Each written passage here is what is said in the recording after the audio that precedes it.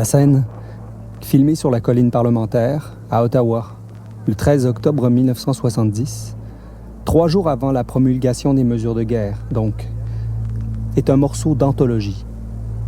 Tim Ralph, journaliste de la CBC, intercepte Pierre Elliott Trudeau au sortir de sa limousine de premier ministre, dans le court trajet qui sépare le véhicule de fonction d'une porte dérobée de la Chambre des communes. Trudeau, souriant, entouré de sa garde rapprochée, attaché de presse, garde du corps. Il y a même un jeune policier de la gendarmerie royale qui a ouvert la portière de sa limousine avant de faire le salut militaire. Trudeau engage tout naturellement la conversation avec ce journaliste qui l'a interpellé ainsi. Sir, what is it with all these men with guns around here? Monsieur, que signifie la présence de tous ces hommes armés dans les environs? Haven't you noticed? Yeah, I've noticed them. I worry you people decided to have them. What's your worry? I'm not worried, but you So if seem you're to not be. worried, what's your... I'm not worried. I'm worried about living in a town that's full of people with guns running around in it. Are you? Have they done anything to you? Have they pushed you around or anything? They've pushed around friends of mine, Yeah? What were your friends doing? trying to take pictures of them.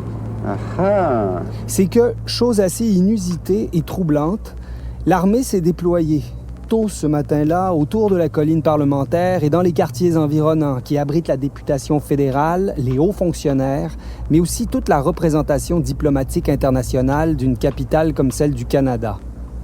Toute l'entrevue, chaque mot, chaque silence, chacun des rires de Trudeau, car il est le seul à rigoler au début avant de perdre complètement son allure un peu potache et l'humour frondeur de schoolboy from Québec qu'il aime cultiver, pour regagner progressivement une froideur glaciale qui semble plutôt le fond de l'affaire. Toute l'entrevue me fascine. J'y retourne souvent, me la repasse en boucle même. Doesn't it worry you having a town that you've got to resort to this kind of thing? No, it doesn't worry me. I think it's natural that if people are being abducted, that they be protected against such abduction. What would you do if a Quebec minister, another Quebec minister were abducted, or a federal minister? Well, but isn't that one of the... Is your position that you should give in to the 7 demands of the FLQ? And Not at all. My position is completely the opposite. what is your position? My position is that you don't give in to any of them. All right. But you don't protect yourselves against the possibility of blackmail. Well, how can you protect everybody that is going to be a possible target without a much bigger military force, without putting somebody on everybody in the country, turning it into almost a police state? Et sans argument valable, sans rien qui puisse soutenir pareil renoncement, rien ou un non-sens qu'il essaie de faire avaler comme une vérité aux journalistes. So what do you suggest? That we protect nobody? How can you protect them all? Well, you can't protect them all, but are you therefore arguing that you shouldn't protect any? Oh, that's right. That's your position. Right. All right, so Pierre Laporte wasn't protected and he was abducted. If you had hindsight, would you not have preferred to protect him and Mr. Cross? Well, I'd say second guessing is pretty easy, but you can't all do right, it. but I'm asking you the first guess now. No, because it's impossible. Si vous aviez su ce que vous ne saviez pas hier, vous agiriez aujourd'hui comme vous auriez agi hier si vous aviez su. Bien sûr que oui, et n'allez pas me dire le contraire. What? Absurde. On dirait du Coluche, mais sans le rire tonitruant de la salle. Le vélo, c'est pas sorcier. Plus on pédale moins fort, moins on avance plus vite. Absurde et inquiétant dans les circonstances. Kafkaïen dans les circonstances. It would have been impossible to protect cabinet ministers of the provincial government or diplomats? I would suspect so. With all the diplomats there are in this country, Ah, we got a big army. you're going to use it up pretty fast Haven't at you this rate. noticed? What do you mean at this rate? What, 6 and If I 7? could interpolate something here. You Yeah. seem to be thinking this in your statement in the House this morning. You seem to be saying that you thought the press had been less than responsible in its coverage of the story so far. Could you elaborate on that? Not less than responsible. I was suggesting that I should perhaps use a bit more restraint, which you're not doing now. You're going to make a big news item of this, I'm sure. Well, with great respect, You know, it is a big news item. Yeah, but the main thing that the FLQ is trying to gain from this is a hell of a lot of publicity for the movement. And Recognition. and I'm suggesting that the more recognition you give to them, the greater their victory is. And I'm not interested in giving them a victory. But Would you, well, isn't would it- you surely agree it's- with the proposition that perhaps it is would be wise to use less inflammatory terms than bandits when you talk of a bunch of people who have the lives of 2 men in their hands? you don't think they're bandits? Well, regardless of what I don't think I'd be inclined to wave a red flag in their face if they held two of my friends or colleagues with guns at their heads. Well, first of all, I didn't call them bandits. I call the people who were in jail now bandits, who had been tried before the law and condemned to a prison term. And I said that you people should stop calling them political prisoners. They're not political prisoners. They're outlaws. They're criminal prisoners. They're not political prisoners. And they're bandits. That's why they're in jail. Toute l'entrevue me fascine. Elle illustre à merveille l'affrontement éternel entre État de droit et raison d'État, un affrontement qui, au fond, résume et fait la démocratie, pour peu qu'il soit encore possible.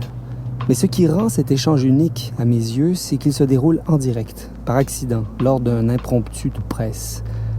J'assiste, là, devant mon écran, à la fin de cet affrontement, de cette tension qui rend possible ce que l'on nomme démocratie. Car Pierre Elliott Trudeau va se révéler progressivement, et sans détour à la fin, comme un tenant intraitable de la raison d'État, le contraire en somme de ce qu'il a toujours prétendu être, soit un défenseur des libertés civiles, de l'État de droit. But with your army troops, you seem to be combating them as almost as though it is a war. And if it is a war, is anything that they say have validity? Don't be silly. We're not combating them as a war, but we're using some of the army as peace agents in order that the police be more free to do their job as policemen and not spend their time guarding your friends against some form of kidnapping. But you said earlier that you protect them in this way, but you have said before that this kind of violence, what you're fighting here, the kind of violence of the FLQ, can lead to a police state. Sure. That's what you're complaining about, isn't it? Well, yes, but surely that decision is yours, not the FLQ's. Yeah, but I've asked you what your own logic is. It's to let them abduct anybody, not give any protection to anyone, call off the police. That seems to be your position. Not call off the police. Surely the police's job is to catch people who break the law. Yeah, but not to give protection to those citizens who might be blackmailed for one reason or another. Which must be half the population of the country in one way or another. I explain it badly, I think, but what you're talking about, to me, is choices. Yeah. And my choice is to live in a society that is free and democratic, which means that you don't have people with guns running around in it. All right, then one of the things I have to give up for that choice is the fact that people like you may be kidnapped. Sure. Sir, if you had to right now... But this isn't my choice, obviously. You know, I think it's more important to get rid of those who are committing violence against the total society and those who are trying to run the government through a parallel power by establishing their authority by kidnapping and blackmail. And I think it's our duty as a government to protect government officials and important people in our society against being used as tools in this blackmail. No, you don't agree to this, but I'm sure that, once again, with hindsight, you would have probably found it preferable if Mr. Cross and Mr. Laporte had been protected from kidnapping, which they weren't, because the steps we're taking now weren't taken. But even with your hindsight, I don't see how you can deny that.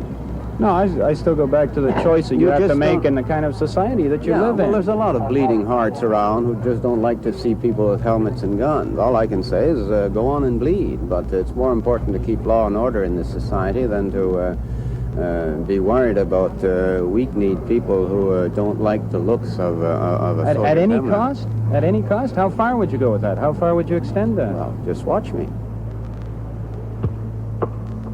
Du rire au mépris, d'un détachement affecté à l'irritabilité manifeste, jusqu'à la conclusion qui sonne comme le dernier argument d'un roi, « Just watch me ». J'assiste, médusé, au passage de la raison à la pensée unique. Just watch me. At reducing civil liberties? To that extent? To what extent? Well, if you extend this and you say, okay, you're going to do anything to protect them, this include wiretapping, reducing other civil liberties in some ways? Yes, I think the society must take every means at its disposal to defend itself against the emergence of a parallel power which defies the elected power in this country, and I think that goes to any distance. So long as there's a power in here which is challenging the elected representative of the people, I think that power must be stopped, and I think It's only, I repeat, weak-kneed, bleeding hearts who are afraid to take these measures.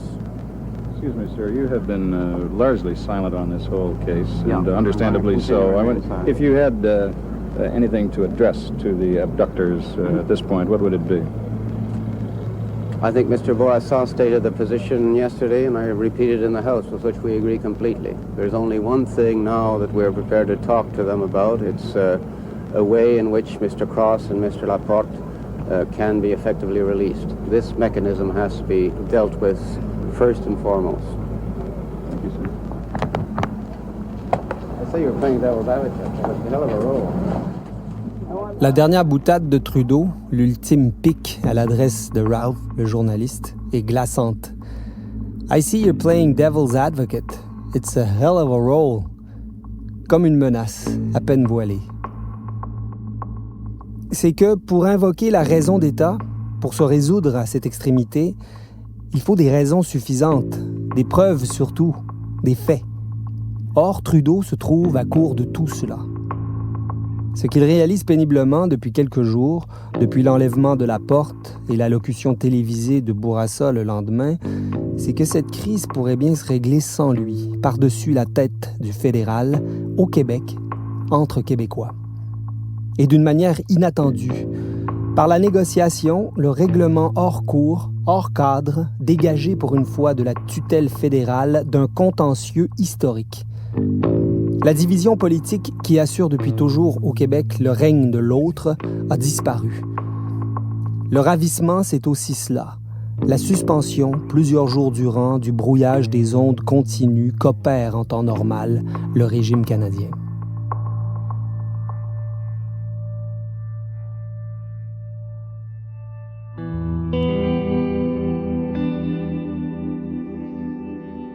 René Lévesque, secondé de Claude Ryan, directeur et éditorialiste en chef du Devoir, va publier le 15 octobre une lettre dans les pages du quotidien que co-signent plusieurs personnalités publiques québécoises.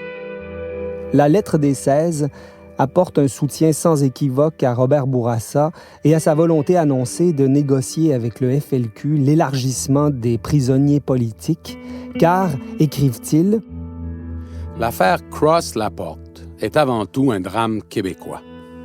Les deux otages sont l'un, un citoyen du Québec, l'autre, un diplomate dont la fonction en faisait temporairement un citoyen, avec les mêmes droits au respect de sa vie et de sa dignité d'homme que chacun d'entre nous. Les gens du FLQ, d'autre part, sont une fraction marginale de ce même Québec, mais font quand même partie de notre réalité, car l'extrémisme fait partie de l'organisme social, même s'il en dénote le mauvais état et peut le mettre en péril mortel. Le sort de deux vies humaines, la réputation et l'honneur collectif de notre société, le danger évident qu'elle court présentement d'une dégradation sociale et politique. Tout cela rend évident pour nous le fait que c'est premièrement au Québec que réside et doit résider la responsabilité de trouver la solution et de la faire appliquer. Certaines attitudes extérieures, dont la première et la plus incroyable est celle du premier ministre Roberts d'Ontario, s'ajoutant à l'atmosphère de rigidité déjà presque militaire que l'on peut déceler à Ottawa, risquent à notre avis de réduire le Québec et son gouvernement à une impuissance tragique. Nous croyons que le Québec et son gouvernement sont vraiment chargés du mandat moral et de la responsabilité, vraiment détenteurs de la connaissance des faits et du climat qui permettent de décider à bon escient. D'autant plus que nous redoutons, dans certains milieux non québécois en particulier, la terrible tentation d'une politique du pire, c'est-à-dire l'illusion qu'un Québec chaotique et bien ravagé serait enfin facile à contrôler par n'importe quel moyen. C'est pourquoi, oubliant la variété des attitudes que nous pouvons avoir sur une foule de sujets, conscients uniquement pour l'heure d'être québécois et à ce titre vitalement impliqués, nous tenons à donner notre appui le plus complet à l'intention annoncée dimanche soir par le gouvernement Bourassa, c'est-à-dire essentiellement notre appui le plus pressant à la négociation d'un échange des deux otages contre les prisonniers politiques, et ce, envers et contre toute obstruction de l'extérieur du Québec, ce qui implique nécessairement le concours positif du gouvernement fédéral. Et nous invitons instamment tous les citoyens qui partagent notre point de vue à le faire savoir publiquement dans les plus brefs délais.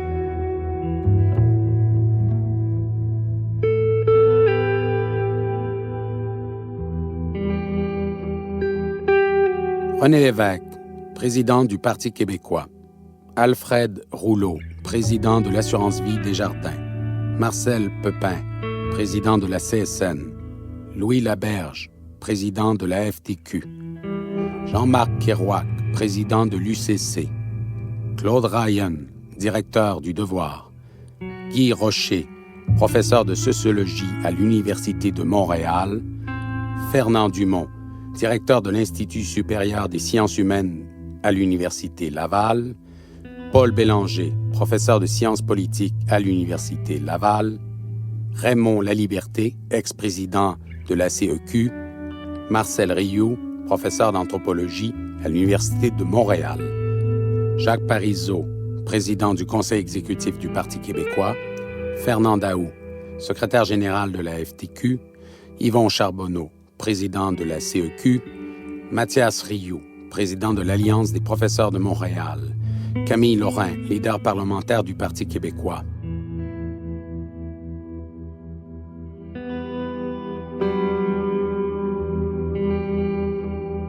C'est le René Lévesque d'avant la promulgation des mesures de guerre. Tellement intelligent, mais tellement peureux, se rappelle André Ferretti que j'ai rencontré en compagnie de Brigitte. Tellement intelligent le 14, tellement peureux le 16, et plus jamais le même après. 6 novembre. 21e jour de détention. Nous sommes réunis dans une petite pièce rouge depuis plusieurs minutes. Nous ignorons le lieu et la cause de notre rassemblement. 2 policiers se tiennent devant l'ascenseur qui nous a conduits ici. 2 autres de chaque côté d'une porte qui ouvre sans doute sur le lieu où ils nous amèneront. Ils exhibent une attitude solennelle fort intrigante qui ajoute au mystère de la situation et qui, sans nous imposer silence, nous oblige tout de même à parler peu et à voix basse. Nous émettons quelques hypothèses pouvant expliquer notre présence commune ici et l'attente qui se prolonge, tout en espérant saisir sur le visage des policiers si l'une ou l'autre repose sur quelques fondements. Malheureusement, ils demeurent parfaitement impassibles. Enfin, la porte s'ouvre. Devant moi, un immense trou noir vers lequel un policier me pousse en entendant prononcer mon nom. Des projecteurs m'aveuglent aussitôt et la voix d'un homme que je ne connais pas m'accuse d'appartenance au FLQ, me prévient que je n'ai droit ni à une enquête préliminaire, ni à un procès avec jury, et que je suis passible de 5 ans d'emprisonnement. Il se tait pendant 2 ou 3 secondes et me demande « Coupable ou non coupable ?» L'hébétement me laisse sans voix. Je comprends bien que je suis dans une cour de justice, que la salle est remplie de journalistes et qu'une voix m'accuse d'appartenance au FLQ. Mais je n'ai qu'une image en tête, celle de mes enfants devenus grands, sans que j'aie pu les voir grandir, sans que j'aie pu vivre avec eux ces jours importants de nos vies.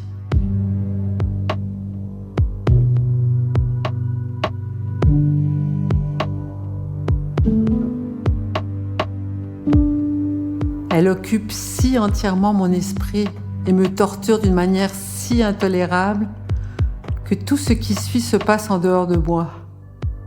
J'entends bien la voix qui répète la question et je vois bien un homme qui s'approche de moi en se déclarant mon avocat et qui me conseille de ne pas répondre. Mais cela ne m'atteint pas. Le policier qui m'a poussé dans la salle m'en retire bientôt, tandis qu'un autre pousse J, qui est appelé à son tour. 10 décembre. J et moi serons libérés cet après-midi. Nous sommes maintenant détenus à la prison des femmes, plus communément appelée Tanguay, depuis le 8 ou le 9 novembre, je ne sais pas bien. Nous avons reçu un membre ou deux de notre famille, correspondu avec les autres après la mort du général de Gaulle. Avons appris tout ce qu'il est possible de savoir sur les événements d'octobre.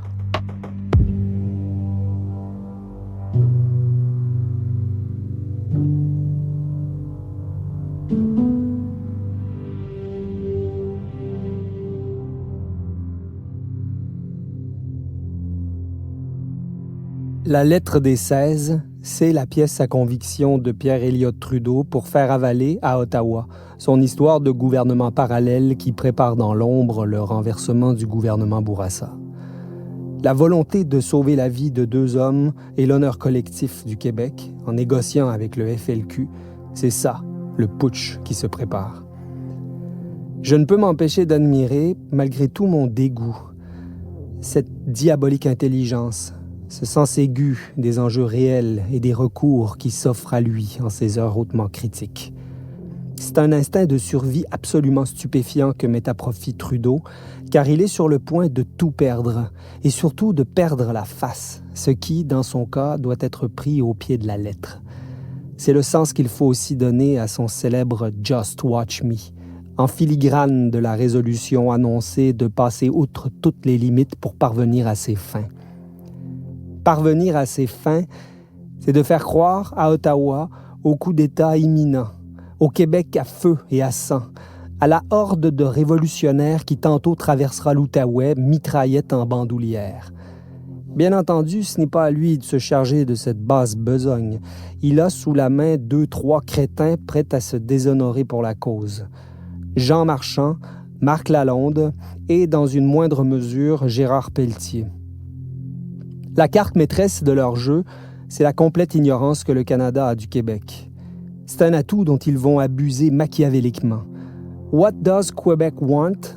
L'éternelle question du Canada anglais. Les politiciens fédéraux québécois d'hier et d'aujourd'hui ont toujours prétendu y répondre. En octobre 70, c'est plutôt « What the hell's going on in Quebec » qui préoccupe les esprits au Canada. Ce sont eux, les truchements. Eux qui traduisent, en ces heures critiques, la réalité québécoise pour les ministres du cabinet réunis le 15 octobre au matin en réunion extraordinaire pour donner, ou non, leur aval à la promulgation de la loi martiale. Trudeau veut un appui unanime le jour même et l'obtiendra. Don Jamieson et Eric Kearns, 2 ministres du cabinet Trudeau, ont relaté tous les deux, dans leur mémoire, 30 et 40 ans après les événements, cette matinée déterminante. C'est l'humiliation, l'insupportable sentiment de s'être déshonoré, de s'être fait escroquer aussi, qui peut seul expliquer ce long silence. « Our common sense went out the window », admettra Kearns. « We did not have a compelling case », dira pour sa part Jamieson. Il y a une pile de documents sur la table ce matin-là qu'il faudrait consulter. Mais c'est plutôt Marc Lalonde, le secrétaire politique de Trudeau, un non-élu, qui informe l'Assemblée. Il fait irruption à tout moment pour rendre compte de sa dernière conversation avec Jérôme Choquette, ministre de la Justice du Québec. À chaque fois, à l'entendre, les nouvelles sont plus graves, la situation plus critique, l'insurrection ne couve plus, elle fait rage. Est-ce que ces téléphones ont seulement existé? Trudeau, lui, se tait, observe, attend le vote qui doit venir après la pause du midi et qui lui accordera enfin les pleins pouvoirs. Oh, il y a bien entendu une dernière formalité, recevoir la demande officielle du gouvernement du Québec pour une aide militaire, ce qu'un Robert Bourassa aux abois, il a à peine 36 ans, va rédiger ce jour-là dans son bunker, au dernier étage de l'hôtel Reine-Élisabeth. Mais au fond, est-ce que Trudeau n'a pas raison? Ne serait-ce pas là potentiellement une atteinte sans précédent à la Fédération canadienne, un possible point de non-retour même? la fin de son projet de refonte du fédéralisme surtout. Que cette négociation soit envisagée, c'est déjà un tel désaveu de sa personne, de sa conception arrêtée et définitive des enjeux, si par malheur elle réussissait. Si ce peuple arriéré parvenait à se mettre d'accord, à s'entendre, à mettre à profit ce talent pour la concertation qu'on lui reconnaît, son inventivité, sa créativité surprenante, son goût retrouvé pour le risque et l'aventure aussi, s'il plaçait tout ça au service d'un règlement sociétal, avec en balance ce qu'il y a de plus précieux pour un peuple, la vie humaine et la vie collective, rien ne serait plus jamais pareil, en effet. Le crime démocratique trouve son origine dans une scène primitive qui est l'oubli du pasteur, a écrit le philosophe Jacques Rancière. Oublier Trudeau, c'est le priver de sa raison d'être, c'est l'abandonner, lui et sa suite, du mauvais côté de l'histoire. Impossible, impensable. C'est lui qui entre en scène le 15 octobre au soir, lui seul qu'il faut regarder maintenant, le prince qui va user du dernier argument des rois, la guerre, la pire de toutes, la guerre civile. Je me souviens. Oui, je m'en souviens. C'est des événements qui nous ont habités longtemps. J'ai été témoin de l'arrivée de l'armée à Montréal. Même maintenant, j'ai le même sentiment fort que cette revendication justifiée. Je me souviens que j'allais à l'école avec la fille du député fédéral. Contester le pouvoir économique aux Anglais. Elle était accompagnée d'un soldat de l'armée canadienne qui avait un fusil. A été malheureusement assombrie par la répression et la mort tragique d'un homme. Je me souviens de tout. J'avais 13 ans à ce moment-là, puis ma conscience politique était en éveil. Je me souviens qu'on parlait rien que de ça. Je me souviens. Je me souviens.